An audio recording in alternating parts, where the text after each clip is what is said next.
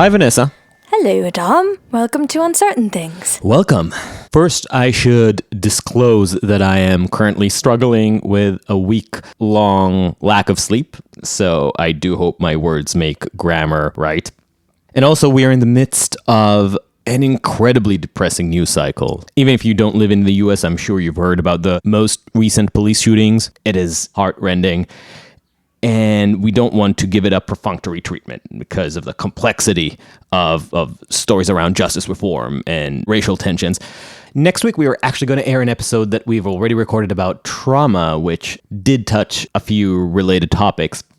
And we had it with our friend, social psychologist, and recurring guest on the podcast, Misha Thomas. So that's next week, and probably we'll find different angles to approach some of these topics in upcoming episodes. But today, put your geopolitical hat on, because we are talking about China. But before we get to our guest, and actually there's a whole other conversation that I want to have following our previous podcast, that kind of a follow-up that I want to do with you in a few minutes.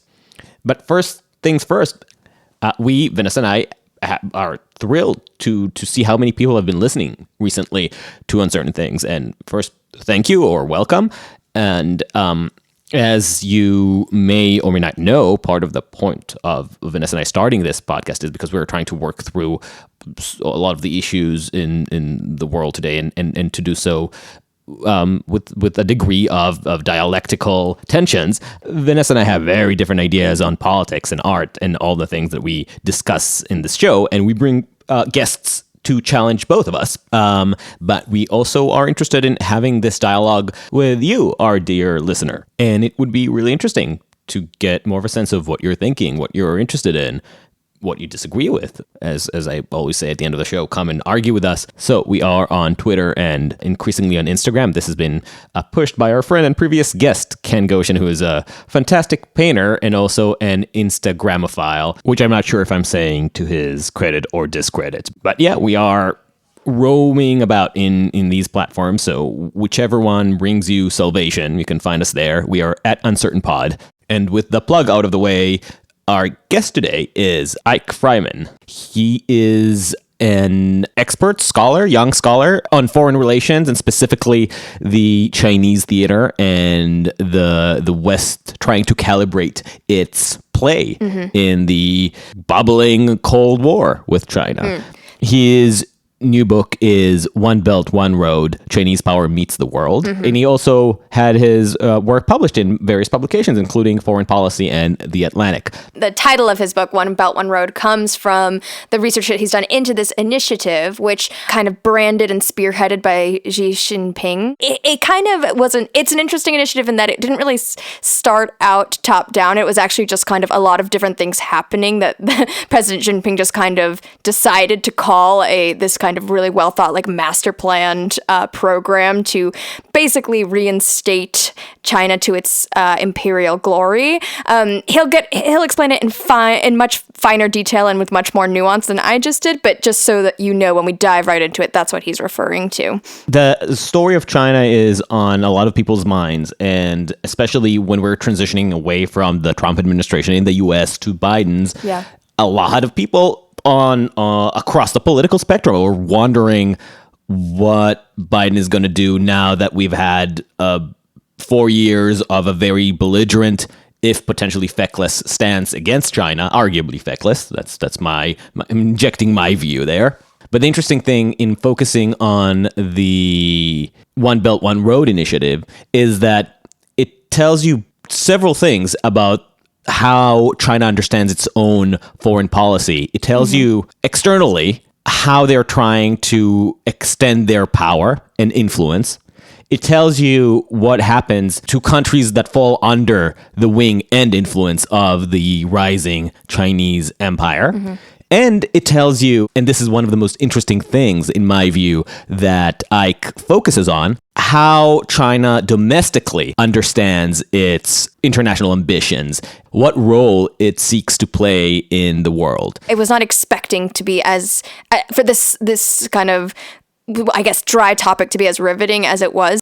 Learning about the inner workings of China's kind of ambitions and the ways that they talk about where they want to progress into the future and how that ripples out across the world and the actions that are happening right now. I mean, for me, it was a very clarifying, edifying conversation. I think you're insane for thinking that foreign policy is a dry topic.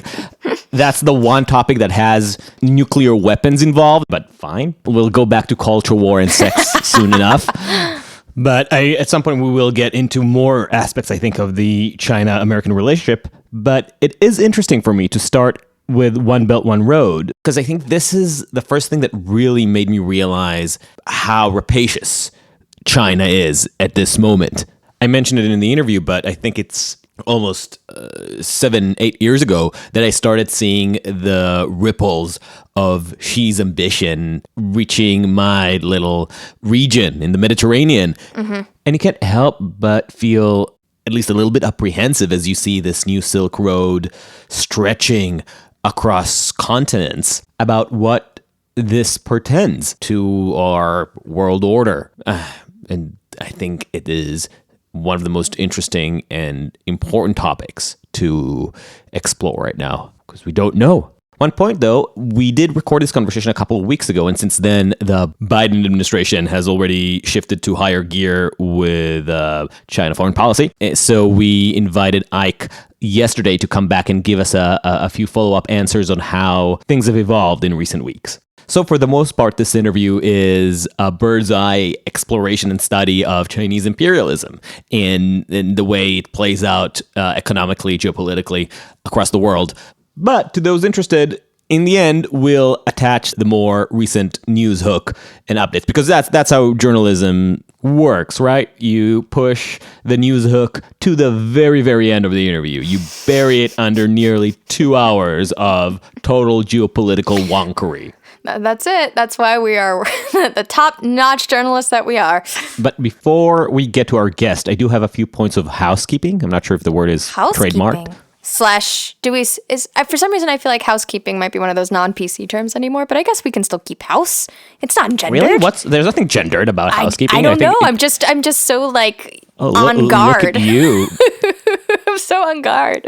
Number one, last week in our wonderful interview with the wonderful Batya Ungar-Sargon, I was referencing an article by Scott Alexander, the blogger, the wonderful blogger. Your spouse, Vanessa, actually pointed out that I got his name wrong, and I think I said something really? like what did you say? Scott Anderson or something, something dumb. So and you can tell how much I listened to my wonderful partner and that I didn't catch that in the room. I should have. But I didn't. I thought there was just another Scott Anderson that I didn't know, and so I just assumed. Well, my sincere apologies to Scott Alexander and Scott Alexander fans. Number two is that I've been thinking a lot about what Batya and I ended up arguing about in the ending of the interview about religion. As we were discussing either woke culture or the extremism on the right or both, I think I didn't mean it to be flippant, but I described it as religious behavior.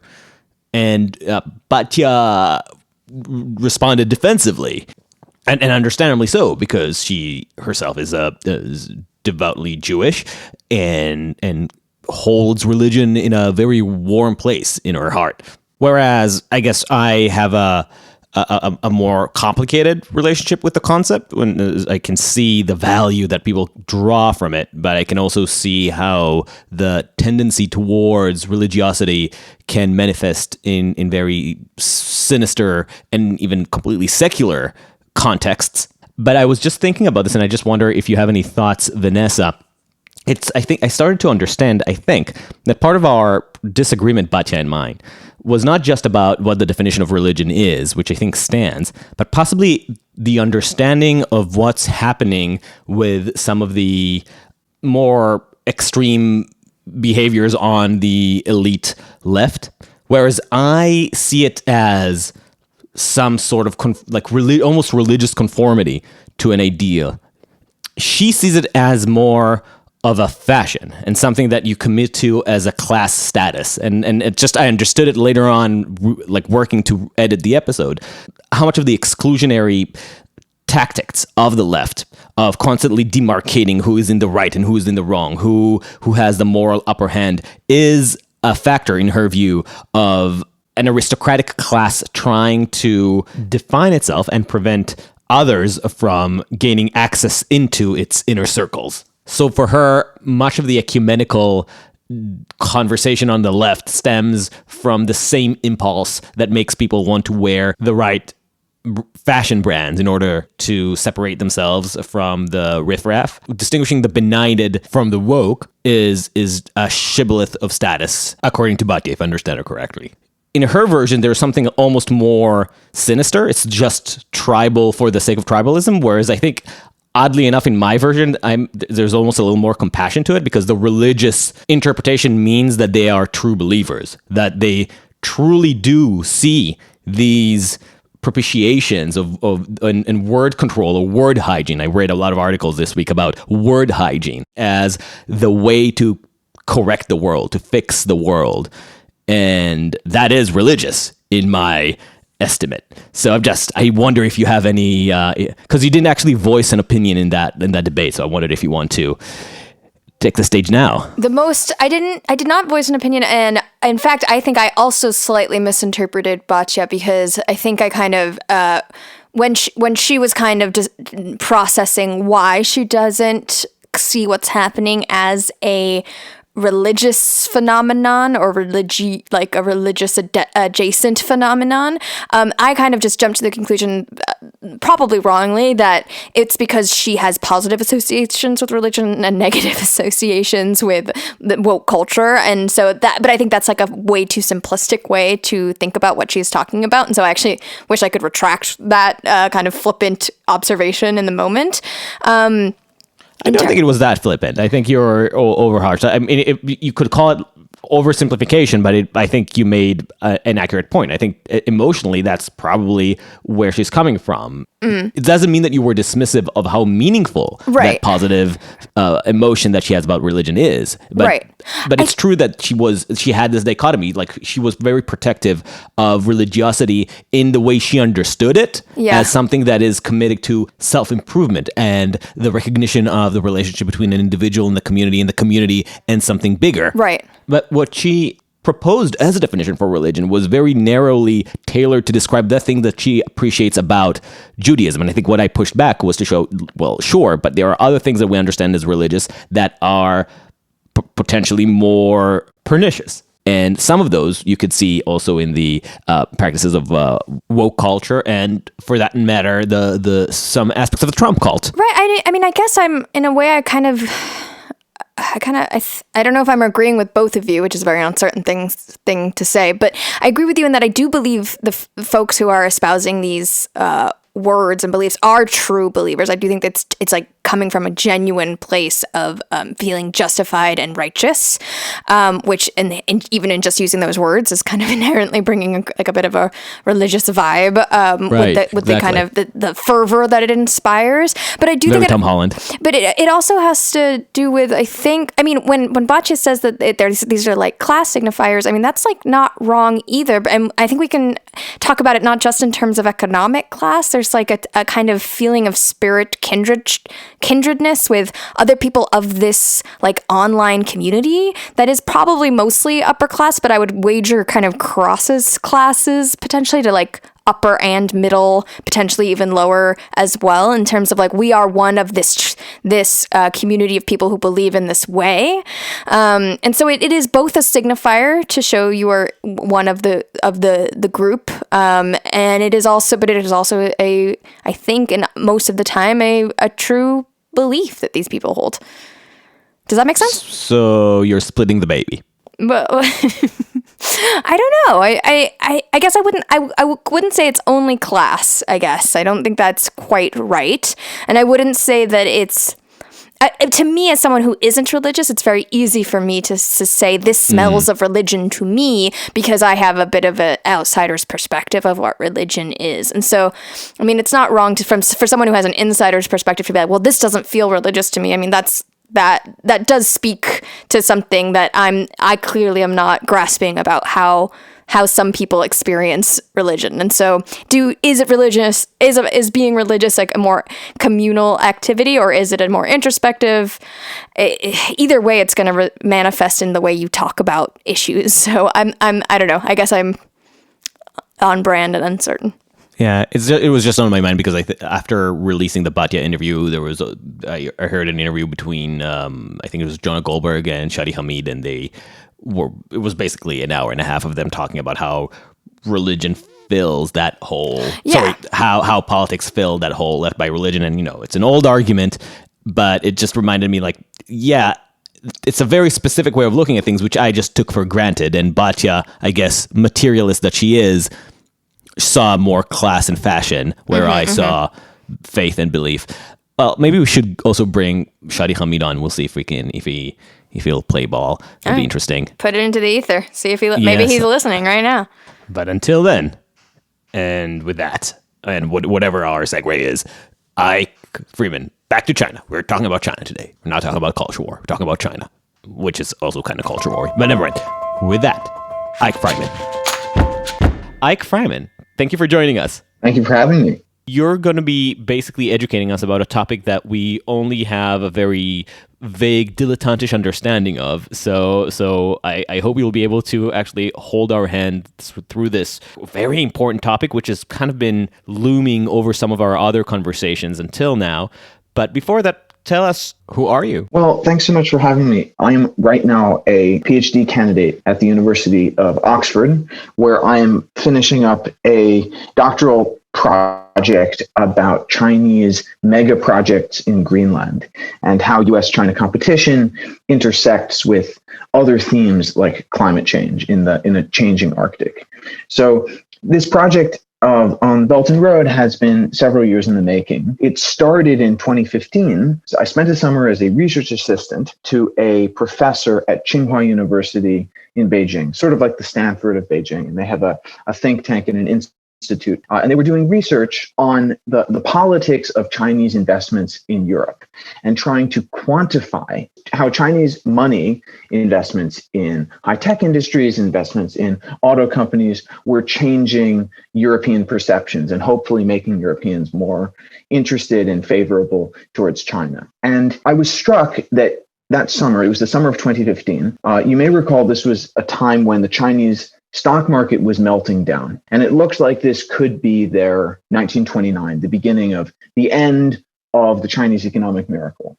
And yet there was this phrase, this slogan, "一带一路" in Chinese, literally one belt, one road, which was on the tip of everyone's lips. It was on party television every night. And it was clearly going to be central to the legacy of Xi Jinping, who at this point was a relatively new leader, had been fully in charge of the country for less than 2 years.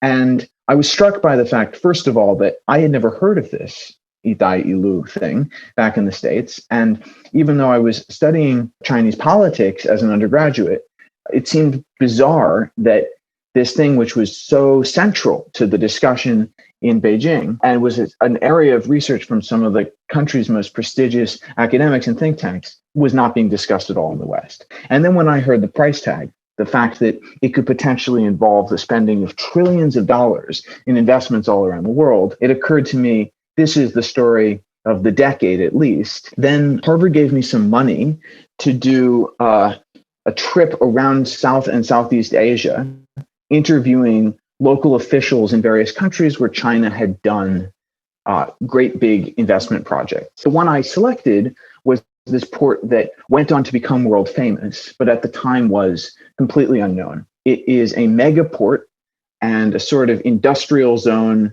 wannabe city surrounding that megaport called Hambantota in the southern part of Sri Lanka.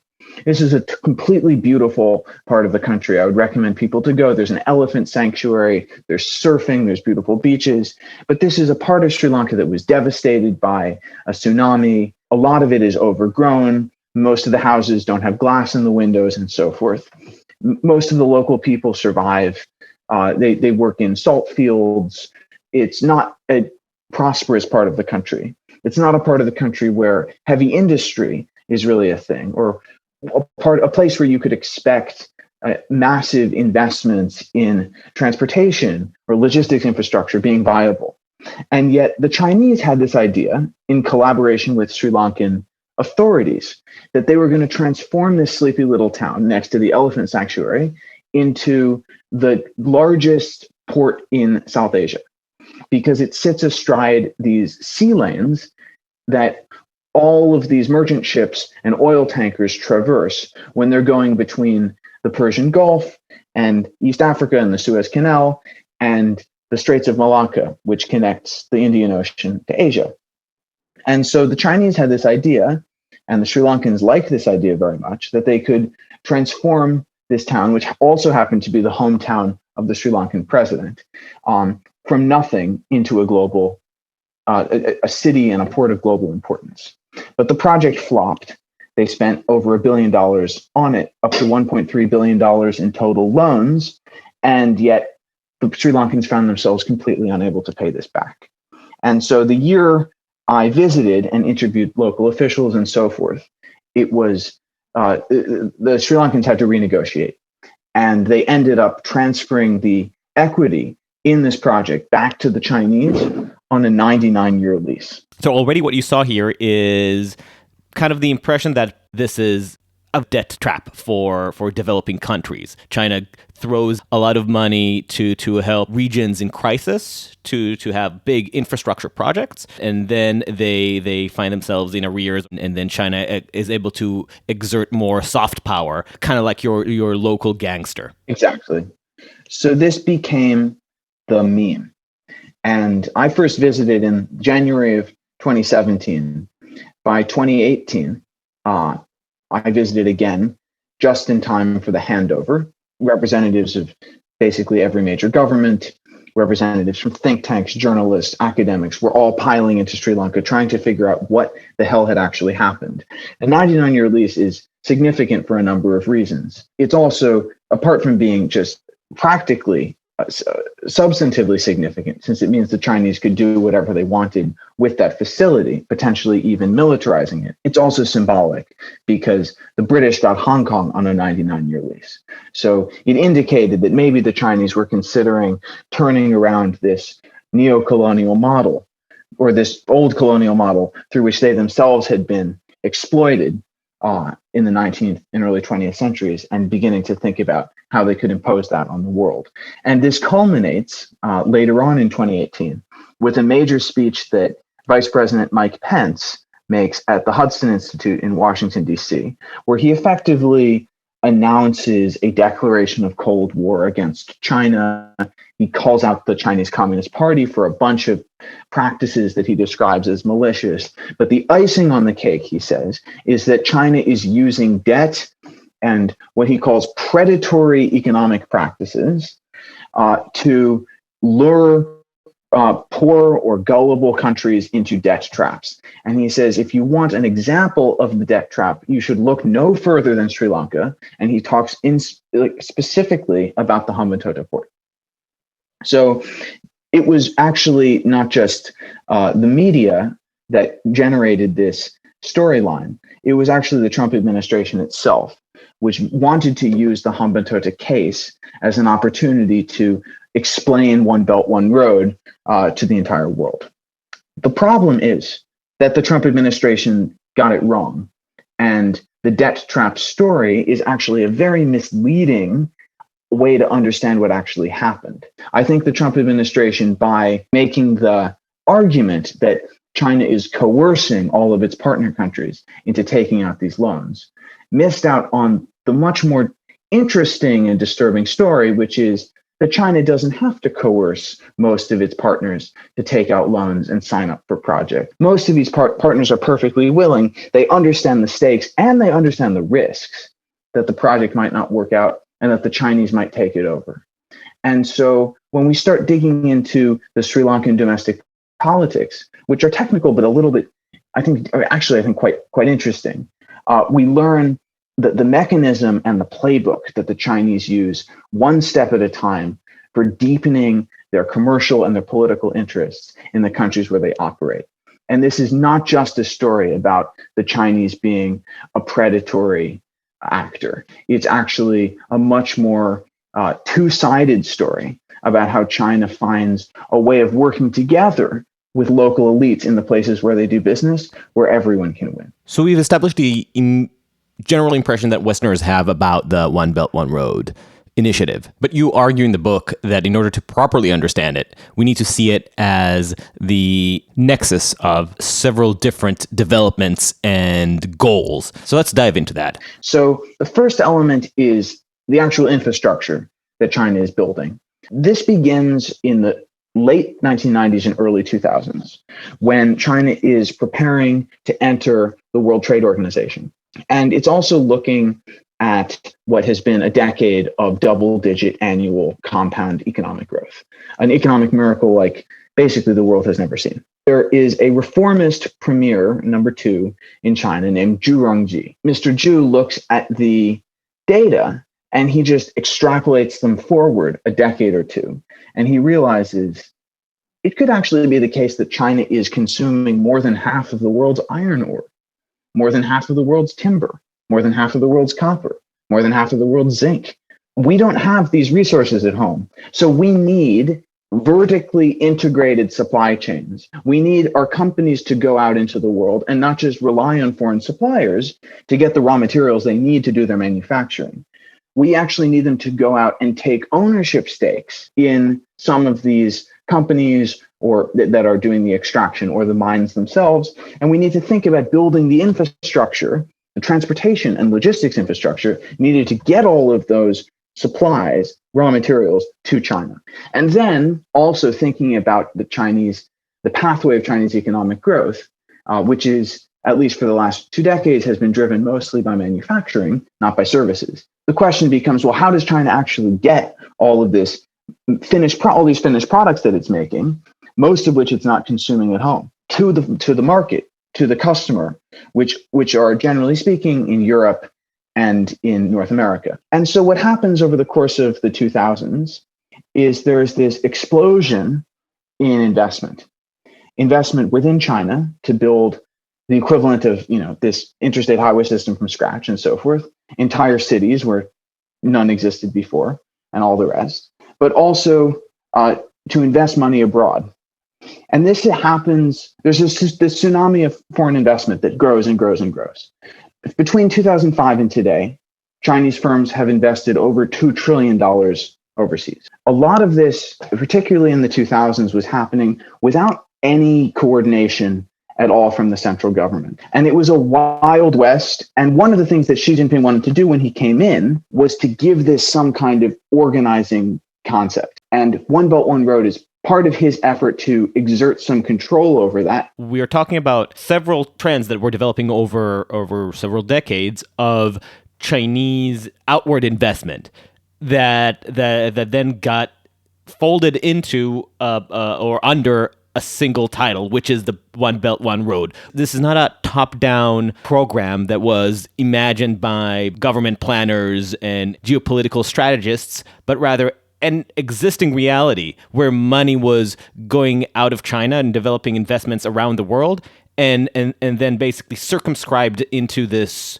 grand narrative or grand design. Exactly. If you're going to tell the political economy story of the Belt and Road, this is basically it. So now what happens when Xi Jinping gets into power? What changes in terms of the way this amalgam of projects redefines itself? When Xi Jinping comes into power, the Communist Party leadership is starting to get concerned that there's no control over all of this money flooding overseas. There's a desire to direct that investment into more targeted areas that will further the national interest. And the idea of One Belt, One Road is just to do that. So one of the things that is entailed through One Belt, One Road is private actors who are trying to take money out of China for random reasons, like investing in a luxury hotel or buying real estate, for their mistress. That gets restricted through a variety of technical barriers to taking your money out. And instead, Chinese state banks, which basically have the backing of the money printing machine and the savings of every Chinese household and every Chinese business, start getting told to lend to certain kinds of businesses that are making great big capital investments, like airports, roads, mines, not very glamorous, but totally essential infrastructure that makes the global economy tick. The Hambantota port is an example of this. Essentially, what will happen is a representative from a state-owned enterprise will go to an official in a potential partner country, let's take Sri Lanka, and they say, hey, how would you like to build this megaport in Hambantota that the World Bank and the Asian Development Bank and the Japanese and the Americans and all your other potential lenders won't support because they don't think it's credit worthy. They're not sure that it can pay for itself. We will make that money happen if you sign a contract for a Chinese state-owned enterprise to come and build the thing. So you're saying that basically China filled the role of the subprime mortgage industry? Yeah, in a way. They go to countries, particularly in Africa or South Asia or Southeast Asia, that have limited access to capital because they can't, issue bonds and borrow for cheap the way that a developed economy like the United States or Germany can. And these countries are, for a long time, have been very dependent on big multilateral lenders like the World Bank to fund big infrastructure projects. The Chinese say, essentially, we'll give you this money and we won't attach any of the strings that the multilateral lenders or the Americans or the Japanese might. In other words, we're not going to make you wait for a decade to do an environmental impact assessment to see whether the local bird population is affected. Or we won't just take back the funding if you violate some of our current political norms. For instance, like the way the Bush administration took back funding from African countries that legalized abortion. Yeah, no, and we're not going to make you make changes in your domestic politics. We're not going to demand that you hold free and open elections as a condition for getting the money. The money in that sense is no strings attached. And more importantly, particularly if you're a country that has democratic elections like Sri Lanka, we can give you the money on a time scale that construction can actually begin before you next face the voters. So you're not making a commitment that to build something where the benefits will be enjoyed by whoever succeeds you. You can actually reap some of the fruits of this partnership into your local domestic context very, very soon. And so this is an attractive value proposition to a lot of elites in less developed partner countries that have ideas for how they want to build out their own infrastructure, and the Chinese are willing to partner. Yeah, this takes me back to the conversation we had with NYU professors Bruce Bueno de Mesquita and Alistair Smith, who wrote the Dictator's Handbook. Alistair specifically goes on a tear about foreign aid, which he thinks is a terrible example of unintended consequences because it essentially gives a lifeline to dying dictatorships. The money that comes from foreign aid usually ends up in the pockets of the elites and gives them the no incentive to actually promote the reforms that are supposedly attached as strings to the money. And it sounds like China is starting to fill a similar role, but even more openly by not attaching any strings in the first place and making the money and the political boons of the aid more tangible and more lucrative to the leaders, and therefore shoring up potentially despotic regimes around the world. In a sense, yes. It's an insurance policy in multiple senses for an elite in a recipient country. Because once China has invested billions of dollars in you, they now have an interest in keeping you in power so they can get their money back and they can make their projects succeed. So it's a very harmonious relationship between the elites and the Chinese investors. Yeah, the analogy that I use to explain this to Americans or people in the defense establishment is it's kind of like an arms deal. When Saudi Arabia will probably not be buying any weapons from the United States under the Biden administration. But for decades, Saudi Arabia has bought an enormous amount of weapons from the United States. And they rarely use them. So it's sort of curious. What are the Saudis actually buying? And if you talk to Saudi diplomats or Saudi business people, they will tell you they're not actually just buying the system itself, the plane or the missile or the drone. They're buying the relationship, because the United States is not about to sell weapons to a country and then turn around and reverse ties. They might have a period of being more close or less close, more aligned or less aligned. But if the Saudis really care about their relationship with the United States and they are willing to pay to keep it stable in the long term, then buying a bunch of American weapon systems, which have to be serviced and require American technical experts to come to their country and train their people on how to use them, it's a long-term investment or a long-term insurance policy in keeping Saudi Arabia basically aligned with the United States and reducing the downside risk that an event like the murder of the journalist Jamal Khashoggi would totally derail the relationship and lead the Americans to cut ties. So it's a similar kind of logic for a Belt and Road partner country to do a great big deal with China. What they're getting is more than just the project itself. It's some kind of unspoken political understanding.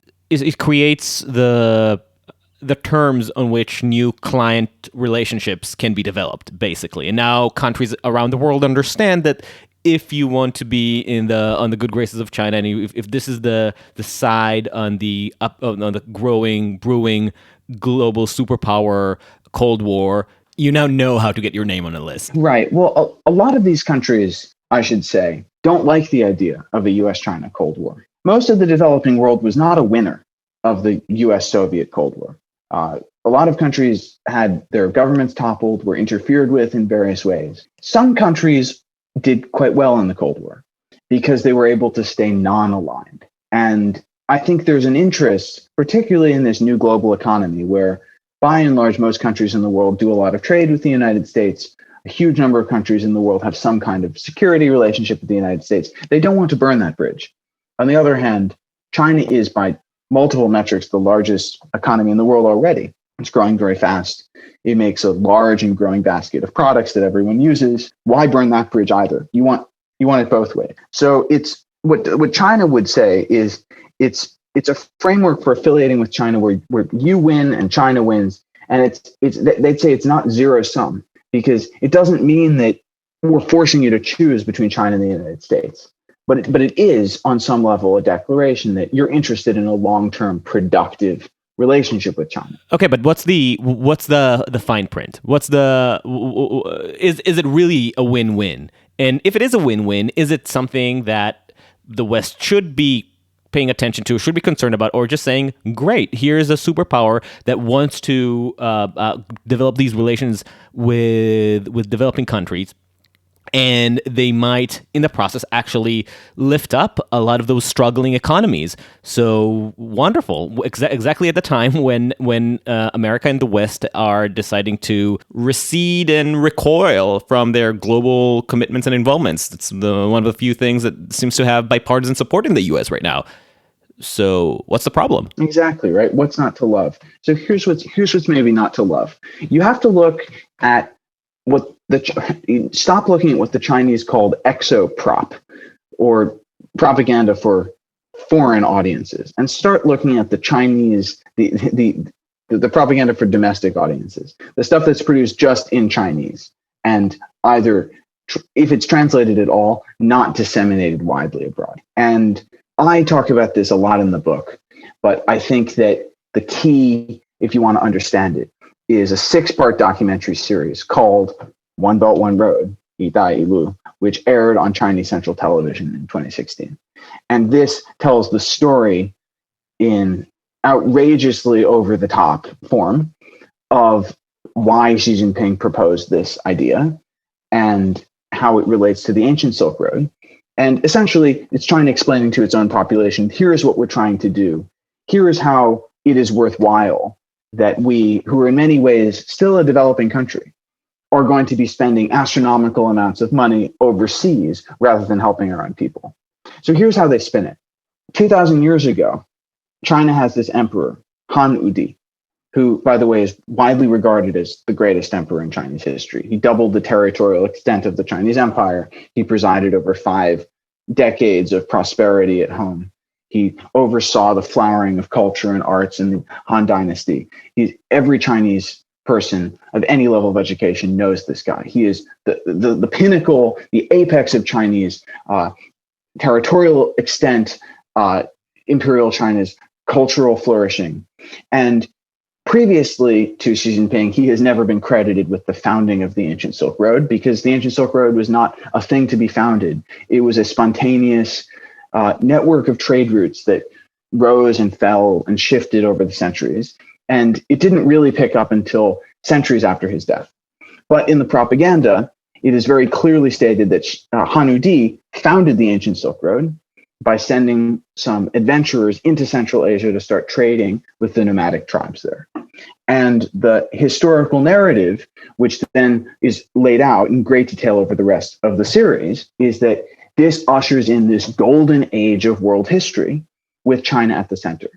And the reason is the Silk Road merchants bring Chinese products, specifically silk, to the Europeans, who are portrayed as these hapless Westerners in togas, trying to do astronomy and math and getting everything wrong. And then they see the Romans see Chinese silk and decide, well, this is the greatest thing we've ever seen. We need to trade with China. So I'm simplifying this, but really not by much. And the details are in the book. It's a crazy story because it's not one that we as Westerners would have heard. But the story goes, this goes on for over 1,000 years. And there's a Silk Road spirit governed by Oriental wisdom. These are quotes. And under the Silk Road spirit, the world order is harmonious because China is the most dynamic economy. China has all of the world's most important technologies. And so the world is held together without much conflict or strife because everyone needs to go to China to get their products. So then we're told the West, in their bid to find faster and faster ways to get to China, accidentally discover the New World. And you get the world history takes this random, wrongful detour where the West colonizes the Americas, achieves an industrial revolution, somehow takes over the world. And yet this is portrayed as a very, very bad thing. All of a sudden, the music turns scary and dark. There's smoke, right? There's images of war and fires and people screaming, right? There's environmental destruction. It causes global warming, strife between states. This, we're told, this is what zero-sum foreign policy is. This is a Western idea, right? We win, so you must lose. Fortunately, and then the music gets bright and brassy and optimistic. The Chinese Communist Party takes over in China in 1949. And very quickly, in a matter of decades, skipping over the Great Leap Forward and the Cultural Revolution and all of the horrendous things that the CCP did, they make China wealthy and powerful again. And all of a sudden, we're shown Chinese aircraft taking off, Chinese high-speed rail, these beautiful green vistas of the Chinese landscape, Chinese satellites launching into space, Chinese computer manufacturers. And we're told, China's back, baby. And the developing world is now looking to China to restore this ancient model based on Oriental wisdom, which proposes a better way for nations to interact with each other than the Western model. And then we get Xi Jinping with reverent music announcing One Belt, One Road. And then we see, so this is really what it's all about. It's restoring an imperial idea in which China is at the center. And yeah, maybe in the process, China will have to make some sacrifices, send some representatives out into the world, expend some resources to build some stuff abroad. But what it's going to get in the long term is going to pay for itself, because the world is going to recognize China's status as the central technological, cultural, political force. And Xi Jinping, of course, is the emperor, the neo-emperor, who's the architect of that restoration. Do you see foreign statesmen coming to China to kowtow and give the proper ceremonial tribute to Xi Jinping in that film, or is that just implied? Well, the film was made before the Belt and Road Forums had begun, but we can talk about this idea of the tributary system. The tributary system is slightly different. It's this loose metaphor for how the later dynasties of China, particularly the Ming dynasty and the Qing dynasty, which the Ming was from the 1300s to the 1600s, and the Qing was from the 1600s to the early 20th century. Basically, how these two dynasties interacted with foreigners. And the story has been told. Historians still debate the nuances of it, but essentially, foreigners like Koreans, Vietnamese, Central Asians, Malaysians come and kowtow, which means they prostrate themselves before the Chinese emperor, and they say, "We submit ourselves totally to you, Son of Heaven. Please give us access to the Chinese market. Please give us access to Chinese technology. Please give us the right to rule back at home." And the Chinese emperor says, essentially, "Thank you for your submission. Here are some gifts that you are made only in China. Here are your trading privileges with China. You may go home and rule at the behest of the emperor." And so obviously the nuances were more complicated, and it was not a totally formalized system, but this is an idea that exists both in how Westerners who learn about Chinese history learn about this, and also to some degree in how Chinese people who've learned about imperial history in high school understand what the history is. And this is actually written out in Chinese history textbooks that are like required to take the national university entrance exam. So this is something that everyone basically knows and understands, a reference point. And so yes, when Xi Jinping hosts a conference called the Belt and Road Forum, and representatives from many dozens of countries, including Vladimir Putin, but lots of others, come and talk about how great the Belt and Road is, and are basically jockeying and begging for China's commercial favor. Essentially, you can think about it as a modern form of the tributary model. They're kowtowing, and they're doing their performances of submission in order to get the tangible reward. So in a sense, that is what Xi Jinping is promising to restore. It's neo-imperial in a couple of ways. And of course, he himself gets to be at the center. He's the top dog. He's on the red carpet. So clearly this is a very powerful narrative that's being propagated to the Chinese public of essentially a new imperial order on the horizon here, or perhaps better said, a reinstatement of an old imperial order on the horizon here. And so, and I think you said earlier that when you started studying this, I mean, it was everywhere, like on everybody's lips. This was like the motivating phrase that was pushing everyone forward. And yet at the same time, you mentioned that the West, or folks in the West, perhaps academics, journalists, I'm not sure who exactly you were referring to, but weren't really paying attention. So I want to go back to that question about why weren't we aware of this kind of momentum building, and has that changed now? What is it that's forcing us to pay attention now, if we are? So that's a very good question. For the early years of the Belt and Road, I think many American policymakers thought it was a whole lot of nothing. China, as we've discussed, had already been doing all of this foreign investment. Most of it was pretty chaotic. And the idea that Xi Jinping had come in and all of it suddenly was part of a master plan didn't make a lot of sense, because many of the most prominent projects, if you were paying attention, that were being branded as Belt and Road had been initiated before he took power. And so I think there was this sense that, well, maybe it's a whole lot of hype with no real substance. And it was hard to separate what specific investments were made that wouldn't have been made otherwise, and which, China's a huge economy. Its companies invest abroad. They would continue to have invested even if Xi Jinping had not come to power and announced this. So what actually is different from how it would otherwise have been? I think the Trump administration called attention to this because it recognized that a huge number of countries, including countries that the United States has long had really close, intimate relations with, have signed up for the Belt and Road. The Australian Australian state of Victoria signed up for the Belt and Road. Italy, a NATO ally, signed up for the Belt and Road. Over a dozen Latin American countries have signed up. Over 10 countries in the Caribbean have signed up.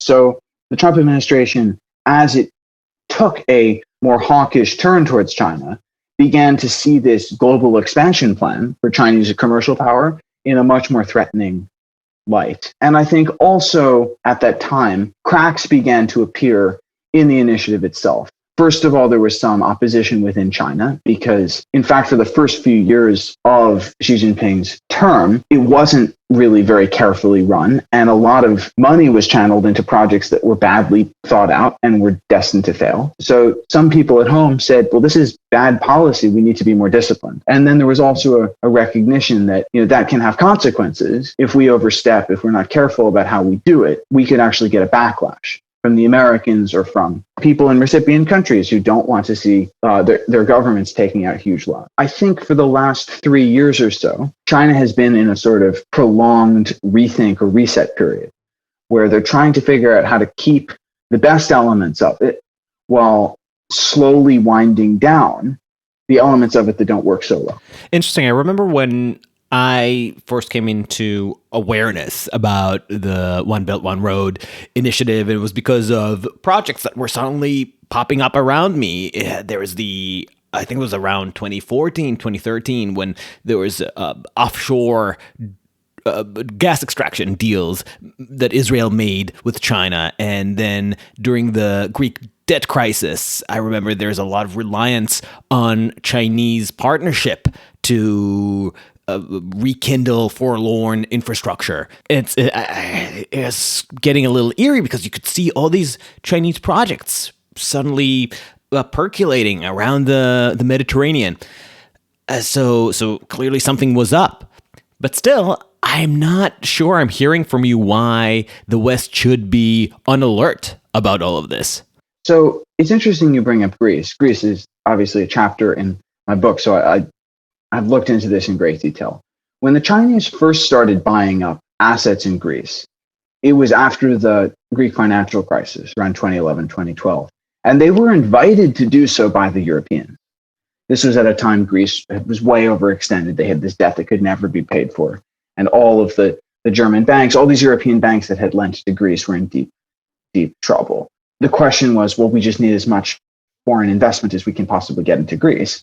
And the Europeans created this board that essentially forced the Greek government to sell off a bunch of assets, critical infrastructure of the country, which was owned by the state. And the Chinese swooped in and just bought some of it, and at bargain basement prices too.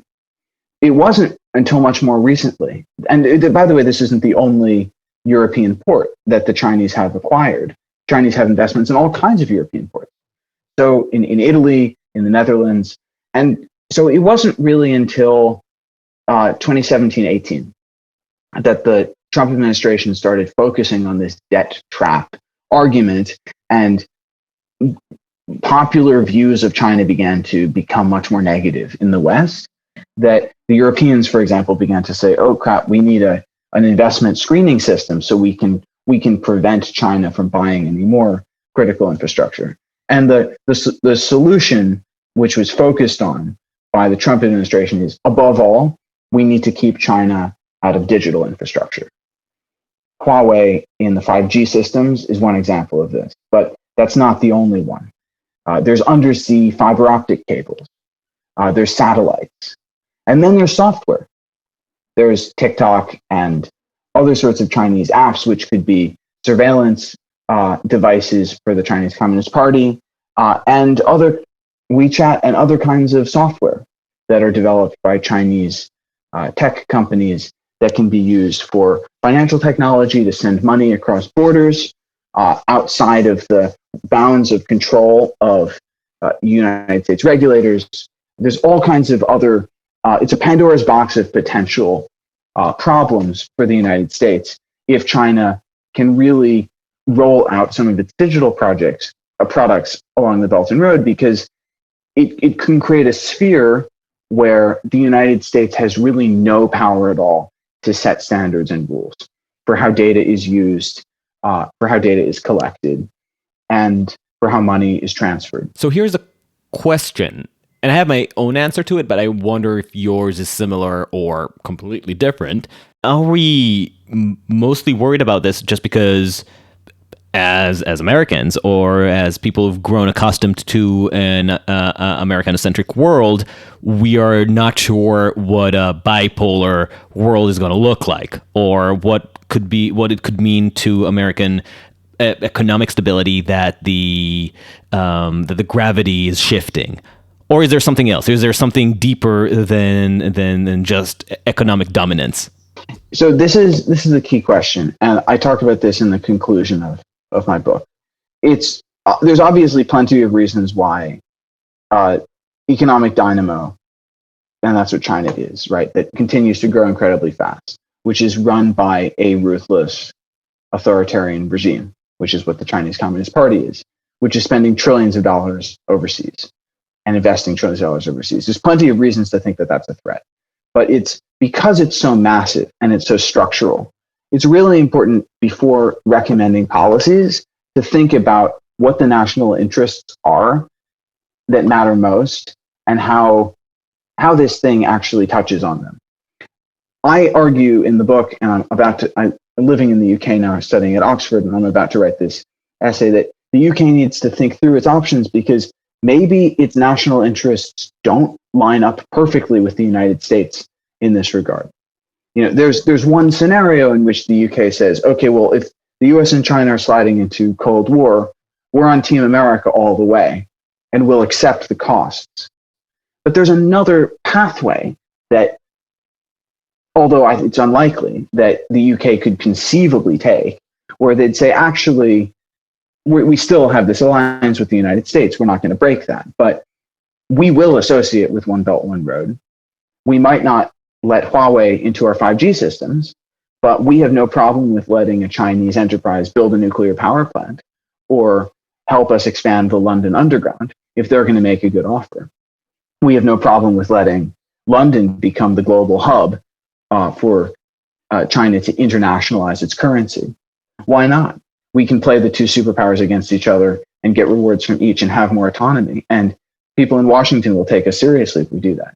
So there's a possibility, and I think, as I argue in the book, a really strong logic that many countries that fell totally into lockstep with the United States in Cold War I might not do the same in Cold War II. And an example, I was talking earlier about Saudi Arabia.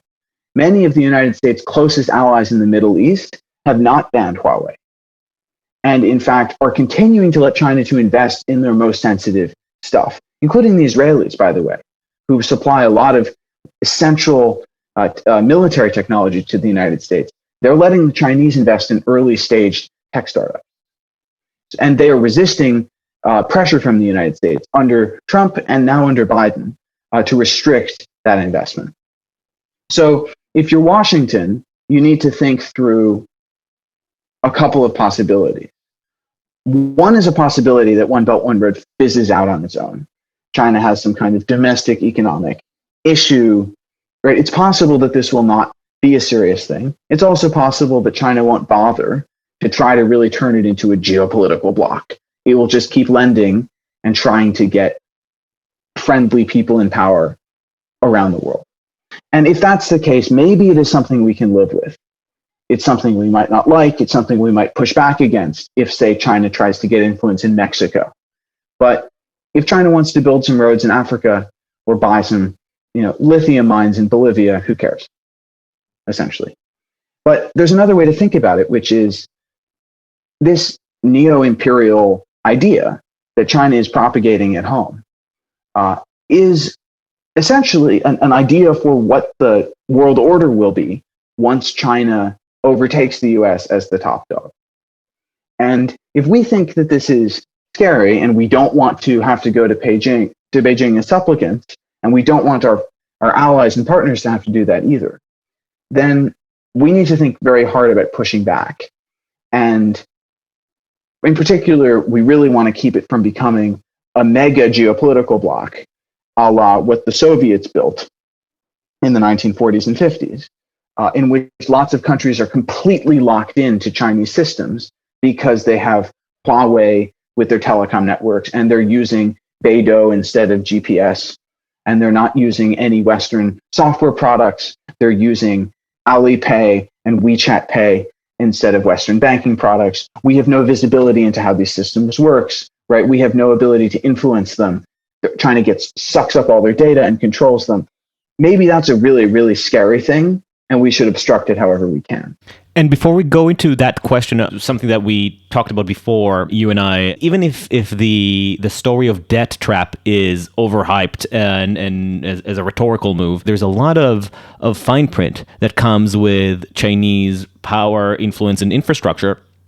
And we discussed the story of the African Union headquarters. It's a building where dignitaries from all African countries have their periodical conferences. And it's a new building that was constructed as part of the Belt and Road Initiative by China. I interviewed a number of people who are involved in the African Union, and it was known to everyone, to all members, that China had the entire building rigged with wiretaps. And what's more, had exclusive control of all the telecommunications infrastructure. So everyone knows that the information there is completely visible and exposed to the Chinese government.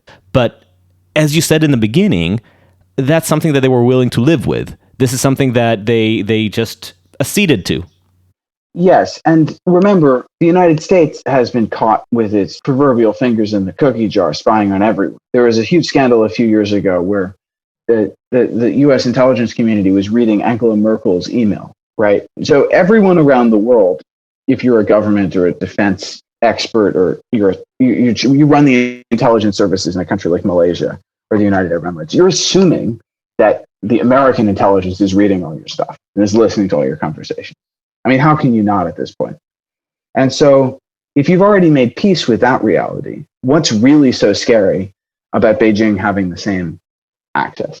Right, which is actually leading to the what I wish to be the big concluding piece of our conversation. And if it's okay if we keep you just like a few minutes longer, because I think this is now we're hitting where a lot of this interest is actually coming from. And when we're thinking about what a Chinese world order looks like, we can't help but seeing the relationship between the Communist Party and human rights and civil liberties. And just earlier, when we were preparing for this interview, Vanessa and I got into one of our regular debates about this issue, and she said Vanessa lived in Chile for a great part of her 20s and saw the resentment firsthand of South America towards the American empire, and she just responded, well.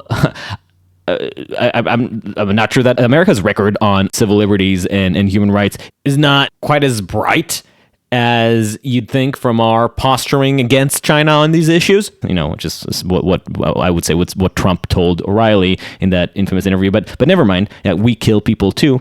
But my position always on this issue is that the hypocrisy that America lives with implies that we're at least trying to hold ourselves up to the lie of human rights and civil liberties.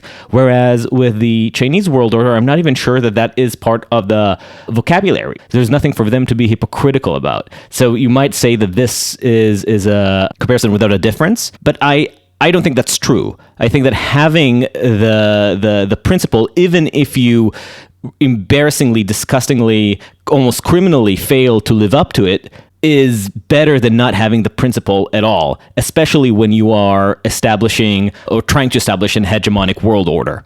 I agree. And I couldn't disagree more with the framing that you put before, that there's some sort of moral comparison that we can make between how American foreign policy and domestic policy has done various things, has treated minorities, has approached the war on terror and so forth, and how the Chinese Communist Party governs at home.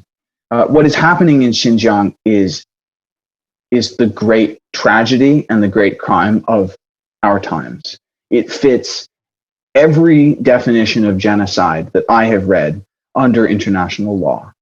It is happening in plain sight, and the world is not quite powerless to do nothing about it. The world is just choosing to do nothing about it. There is a bill that passed the U.S. House of Representatives last year called the Uyghur Forced Labor Protection Act, which says that companies, by the way, China is farming out enslaved Uyghur laborers to private companies to make Nikes and other essential products that are exported to foreign markets and are consumed unmarked. And so this is obviously banned in the United States and in Europe. You can't sell products that are made with forced labor, but unless there's been an investigation that has proved that, there's not a presumption of guilt. What this law would do is it would create a presumption that any good imported from China had been made with forced labor and put the responsibility on the importing company to prove otherwise. In other words, it would force China to either sacrifice a huge amount of its export market to the United States or audit its supply chains and give companies enough insight and transparency to be able to satisfy a regulator that no, what we are selling you, this pair of sneakers, is made with workers who were not coerced, workers who were paid for their labor and so forth. So I think there are things that the West can do that it has not done. And there's things that the West has, opportunities that the West has missed to crack down on China on human rights for a very long time. The ongoing crisis, humanitarian crisis in Tibet is more than 5 decades old. So in a sense, the West has invited this upon itself by communicating implicitly to the CCP that it can get away with these kinds of abuses. But I think as we look forward to a 21st century, where China is increasingly powerful enough to expel the United States Navy from its maritime periphery, to begin to build islands in other countries' sovereign waters, in contravention of all international law, and so forth. The entire world has an interest in coming up with a common set of rules and expectations that China should have to abide by or face consequences. But does the world care about Chinese territorial rapaciousness as much as it cares about its economic growth? Because it seems to me that it does not. And like, what does the West care about Hong Kong or Taiwan, for instance? Well, Hong Kong and Taiwan are different issues. They're each complex, and we could talk about them separately. I think the West cares because China has made, or the Communist Party regime has made clear that it will happily ignore international laws and centuries-old conventions of how states should behave when it feels it can get a benefit from doing that. And if we have been unable or unwilling to deter them when they were relatively small economically and relatively weak militarily, we are not going to get more able to influence their behavior as they grow richer and stronger. And so while it is still very hard to imagine that they could impose a Xinjiang-like model on Hong Kong, if you fast forward 10 or 20 or 30 years in the future and you begin to exercise your imagination, one has much less certainty about how far they could push the envelope. If they're willing to build islands in the middle of another country's international waters and ignore a ruling from the International Court of Justice in The Hague, then what international law would they be willing to respect? If we were to get into a conflict with them, could we trust them to respect chemical weapons or biological weapons ban? Could we trust them not to to proliferate nuclear weapons to countries near the United States, near American borders, to get a geopolitical advantage, as the Soviets tried to do in the 1960s? There's all kinds of frightening tail risks, which I should stress are not on the table now. But international law matters, because a world without international law is a very frightening place. And while it can be hard to see the connection what China is doing in Xinjiang has truly global implications. And we are right now living through a window of opportunity for the rest of the world to unite around a common set of expectations. And there are some signs that this is beginning to happen. You see the Japanese, the Americans, the Indians, the Australians, and now recently the Germans and the Dutch and the British using this term Indo-Pacific. This is a new region. It's a regional creation. It didn't exist before. But the Indo-Pacific concept means the Indian Oceans and Pacific Oceans are linked. This entire maritime swath of the world is that all of these countries have different national interests. They approach this part of the world differently, but they can all agree ships and planes should be able to navigate freely in international waters in this region. And if China wants to harass them for doing that, all of the other countries in this region will stand strong against China. And I think that's a good first step, but I think we can do more in the digital domain by setting standards for how China collects and uses data. We can do more on human rights by saying, well, if China is not going to sign onto basic international treaties for prohibiting forced labor, then there will be consequences. And I think that we are now living through a rapidly closing window of opportunity to band together as an international community and get China to move its behavior into the bounds of what is acceptable. So how can the Biden administration do that? According to your own upcoming essay, you're saying that even a country like with a special relationship with America, like the UK, might be better off aligning itself at least partially with China, or abandoning the U.S. monopoly on geopolitical thinking, which means in the long run becoming more and more comfortable potentially with Chinese infringement of international law or human rights or civil liberties. Definitely anything that definitely incentivizes them to keep on turning a blind eye to civil rights infringement domestically, as in mainland China, but also globally. So what can a Biden administration do if it actually wants to grab on this shrinking window of opportunity? Yeah, this is the $1 million question. I think number one thing not to do is what Trump did and say, America first, our allies and partners can buzz off. We can deal with China bilaterally, one-on-one. Superpower showdown, guys. I think the track record of the Trump administration on China speaks for itself that this is not a viable strategy. Because China has advantages. In particular, it can wait out an American president that it does not like, or wait until that American president is in a difficult spot and needs a win because he's facing re-election or something like that, or is facing a midterm, in order to get a deal and an escape hatch from a confrontation. So it's very hard to sustain a common position across administrations, particularly if you're switching Democrat to Republican, against a communist party that can hold the line. And there's also the fact that even though we import more from China than they import from us, we are very dependent on them in the same way that they're dependent on us.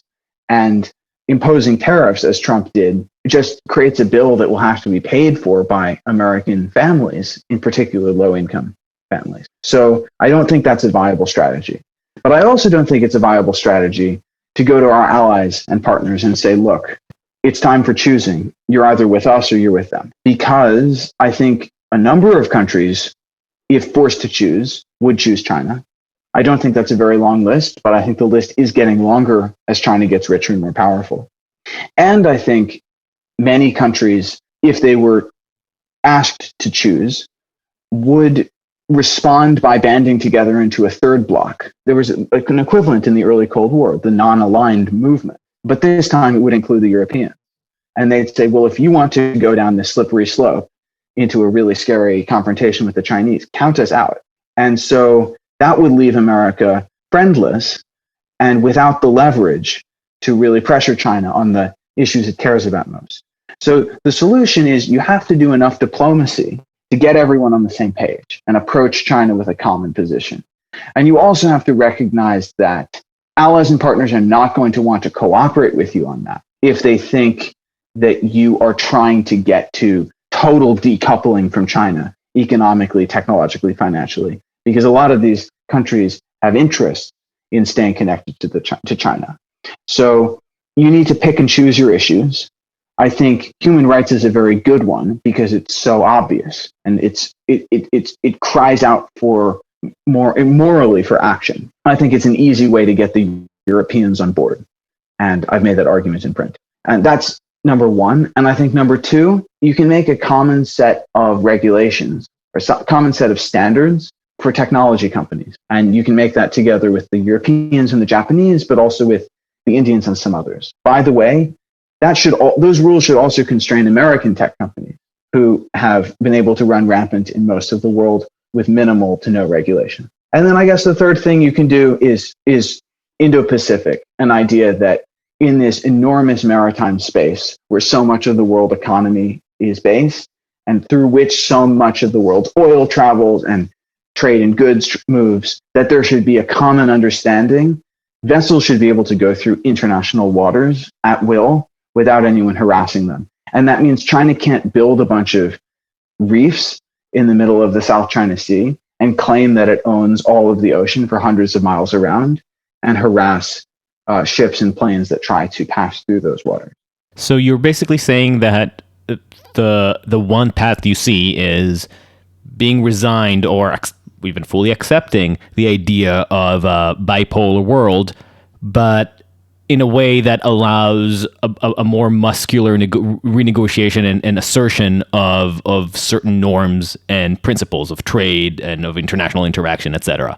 Yes, I think we're moving towards decoupling from China, inevitably, in some ways. I just don't see a way that Chinese technology companies, either hardware makers or software makers, are compatible with the kind of society and economy that we want in the United States, but also in Canada and Japan, in Europe, in a lot of the rest of the world.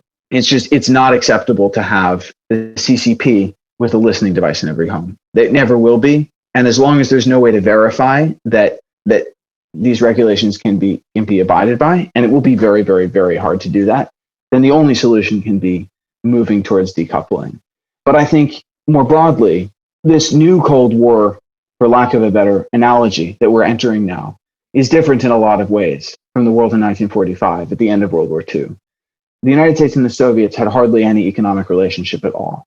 Right now, the economic relationship, the trading relationship between China and the United States is the most important in the world. We're not going to break that apart. I think we learned that lesson under Trump. And we need to figure out a way to protect our interests, to push back selectively, to work together with allies when we can, to try to set rules of the road that everyone, including us, will have to follow, and to take advantage of the fact that we are still very much interlinked with the Chinese through trade, to try to get some stuff done on issues where we have to work together, like climate change. So my last question is, I've kept using the word the West and following our conversation with Nadav Eyal. Is there even a meaningful West anymore? Is that a useful concept in geopolitics today, or is it basically just the U.S. and anybody who wants to join in, and China and whoever wants to join in? The West, as I understand it, is the developed world, which are essentially all partners of the United States. It's the United States. It's essentially the NATO countries, which is the United States, Canada, and a bunch of European countries, and Japan, South Korea to a certain extent, Australia and New Zealand. These countries are important because they represent together some huge percentage of the global economy, well more than half. So if they stand as one, and they make many of the products, the high-tech products that we think of as essential to our lives that we couldn't live without. So if they stand together, these countries stand together as one, they have a lot of leverage to get what they want. And I think there are areas, and I think human rights, Indo-Pacific freedom of navigation, tech are areas in which all of those countries could get to a common agreement. It's not going to be perfect. It's going to require a lot of diplomacy. But I think this is the objective of the Biden administration. Get this block of countries on board. And now we go into the future a month later, and we're back with Eyck Freymann to talk about the Biden administration. Secretary of State Tony Blinken already had some cross statements with his Chinese counterparts, and some say this went humiliatingly badly for Blinken. Some might disagree, but it's clear that we were already on a collision path. What can we suss out about the stance that Biden is hoping to strike against China? What does it tell us about the future of global affairs? And how does that interplay with the Belt and Road Initiative? Last month in Anchorage, the American and Chinese Secretaries of State held their first bilateral meeting. It was, by all accounts, unsuccessful. They threw insults at each other. They exceeded the speaking limit. The Chinese foreign minister said that the United States is not qualified to speak to China from a position of strength, and pointed out that the United States has some nerve to accuse China of human rights abuses when it has allowed 500,000 Americans to die of COVID-19 in the past year. Not dying of COVID-19, the Chinese say, is a human right. So this is a sign that Chinese diplomacy is becoming increasingly emboldened. There's a sense in China, but particularly in the outward-facing parts of the Chinese Communist Party, that the country is on a roll, that its rise is unstoppable, that the United States has fundamental problems with its political system, and that it's now safe to start speaking more confidently. But the other side of this is, at the same time as they're lobbing verbal assaults at one another, there's a possibility of an unrelated and very dangerous escalation over the island of Taiwan. Taiwan is quasi-protected by the United States under a law that falls short of a traditional alliance. The United States, formally speaking, doesn't recognize Taiwan. Taiwan doesn't technically claim it's an independent state, but it has operated autonomously for more than 70 years. And Xi Jinping wants it back. And that is, so he has said, the single overriding focus of his foreign policy. It's the single overriding doctrinal focus of the People's Liberation Army. And it's quite possible we see a very serious escalation leading to a war in Taiwan in the next few years, probably not this year, but potentially, depending on how things go. The Japanese Prime Minister, Yoshihide Suga, is visiting the United States for a summit at the White House next week. And that is going to be critical because the US and Japan need to adopt a new doctrine to deter China from invading Taiwan. And they need to do that in such a way that it doesn't lead China to invade immediately. So yeah, so that's the more general take on what has happened in the last couple of weeks. You know, nothing much, just all of the navies operating naval exercises and in the East China Sea and chest thumping. The Chinese, for example, have been flying swarms of drones around islands controlled by Taiwan in the South China Sea. And the Taiwanese have said that if any one of those drones crosses into their airspace, they'll shoot it down. That could start a war. The Chinese have also been making moves on some of Taiwan's outlying islands that are closer to the mainland. Xi Jinping's plan is to just build a bridge to one of them and dare Taiwan to stop him. So that's the sort of brinksmanship that's going on. And while most people in the know seem to think that's not going to lead to war this year, it's the single most risky geopolitical thing going on in the world. And it's easy to see how over the next 5 or 6 years, it could become a Cuban Missile Crisis type situation. The People's Liberation Army is celebrating its 100th anniversary in 2027. And that is widely seen as the deadline by which Xi Jinping is going to want to get Taiwan back. I was just wondering if there is a connection between, I think you were saying that what's going on kind of now in that geopolitical situation isn't necessarily related or doesn't really intersect with One Belt, One Road. Not quite. I mean, there is a recognition in the United States and Japan that the Trump administration's strategy has failed.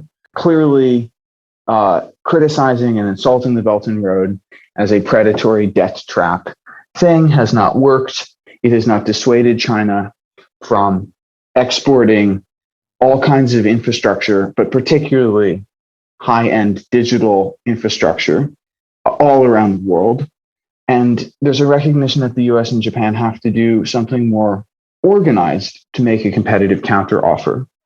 So expected at the summit at the White House next week between Biden and Suga, the Japanese prime minister, is going to be an announcement for a US-Japan Belt and Road alternative that will fund, quote, high quality infrastructure in the Indo-Pacific. So that will probably come with cheap financing offered by Japanese banks, which for various reasons are capable of offering ludicrously low interest loans, and technology transfers to countries that play ball.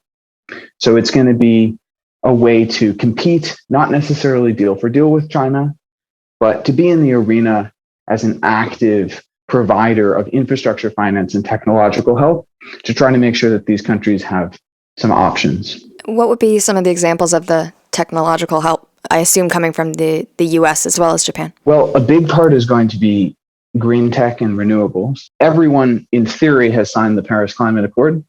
Everyone in theory has commitments to cut emissions under that agreement. Most countries haven't actually taken any steps to do that. But there's a lot that can be done in terms of making financing available and making technological transfers available so that countries, and I'm talking mostly about India here, but also some of developing Southeast Asia, like Indonesia, gigantic economies that power themselves mostly on coal, to upgrade to things like wind and solar, hydroelectric, even nuclear. There's a lot of technical stuff under the hood that happens there. It's not just buying a solar panel and setting it up. You got to plug it into your grid. You got to update your grid so it's capable of, getting power from the sun sometimes, and then when the sun doesn't shine, shifting to other sources. And that's just one example of a high-tech system that the Chinese can do very well, but the US and Japanese can also, where there might be some tech transfers involved. And then, particularly in the digital domain, there's a realization that China is speeding ahead. There's going to be a focus on, for example, making sure that Chinese digital payment startups or ride-hailing apps or e-commerce apps that are in wide use in Southeast Asia have Western-backed alternatives that won't just be sucking up all of the users' data. So that's not to say that these Chinese apps will be shut out of the markets, but they will have a competitor in some countries for the first time. It's interesting when you were talking about the green tech infrastructure. I mean, there's clearly echoes of that as well in the infrastructure bill that came out recently, and there's so much money put aside for R&D. I wonder if that's, partly influenced by this desire to potentially export whatever technologies are going to be developed in the U.S. as part of this kind of diplomatic strategy. Definitely. So there's this term called industrial policy, which for the last 40 years or so has been basically a dirty word because it goes against free markets. Industrial policy is the idea that as a government, you pick certain industries that are strategic and you give them money, particularly when they're in their infant stage, so that they can grow. Like you make big upfront investments to facilitate the adoption of the internet, for example. Or this is an East Asian model of industrial development. Like China wants to build cars. If they open their market so that their Chinese people can buy Japanese cars, they'll buy Japanese cars because Japanese cars are better for the price. But if they keep trade barriers up and give lots of subsidies and support to their local car makers, maybe eventually they'll be able to make a Chinese car that can compete. And so the United States is now embracing industrial policy, particularly in high-tech domains where there's a realization that China's catching up. One example of this is semiconductors, the little microscopic chips that make our iPhones and toasters and planes go, where the Chinese are trying to catch up and pumping billions of dollars into this industry. And we need to maintain a competitive advantage. So there's going to be this year probably a big appropriation from Congress to help major semiconductor companies set up facilities to make in the United States. And so some of this will be about exporting US-made high-tech stuff. But a lot of it, in terms of the infrastructure bill, is financing R&D so that you're driving down prices. Maybe we find a way to shave 10% off of the cost of making a solar panel. Eventually that gets passed on to the customer as a cheaper product. And so as the solar panels get cheaper and cheaper and cheaper, it makes more economic sense for a developing country with super limited resources to buy solar as opposed to coal. So in the long-term way, we can support the world's green transition if we invest in green R&D. And that is, I think, a big part of the Biden plan. But that's not going to feed through into specific Belt and Road style infrastructure investments for a few years. It's pretty fascinating. I mean, it'll also be interesting to see if these efforts are enough to overcome the kind of disadvantage, I guess, that kind of happened after this kind of vaccine policy that China has been wielding. So it seems so to its own advantage. So I'm curious to know if this will offset that misstep from us. Oh, well, there will be a huge U.S.-Japan, not just the U.S. and Japan. The U.S. is trying to make not really alliance, because it's not a formal military bloc, but like essentially a team of 4 like-minded democracies in the Indo-Pacific called the Quad, which is the US, Japan, Australia, and India. And together it's a pretty formidable combo. India is the world's most populous country, the world's most populous democracy. The United States is the world's largest economy. They've got many different assets, and strategically there's a lot that they can offer. The Quad had a big meeting a few weeks ago, and one of their conclusions was that they were going to produce and donate essentially over 1 billion doses of high-quality COVID vaccines to developing countries. There's also a program run by the World Health Organization called COVAX, which is basically the vaccine pool for the world's most vulnerable. And the Trump administration typically didn't participate. And the Chinese, in order to get, a good headline, signed on. But Chinese haven't contributed anything because they want to give all of their doses bilaterally and have an Air China plane arrive on the tarmac and make the president of whatever country they're selling the vaccines to go to the airport and grovel to get the doses. But once the U.S. Gets mass vaccination at home, which it looks like it's just a few weeks away from doing, there's going to be a massive, massive supply that the U.S. will have to distribute to the rest of the world, and it's going to do it through COVAX. So U.S. vaccine diplomacy is about to start ramping up, and you'll be hearing a lot about that over the summer. Eyck, thank you so much. Of course, thank you both so much. Thank you for listening to Uncertain Things. Follow us on uncertain.substack.com or wherever you get your podcasts. If you feel like getting into an argument with us, join us at UncertainPod on Twitter or Instagram. If generosity smites you, tell your friends and enemies and give us a 5-star review on Apple Podcasts. Until next time, stay sane.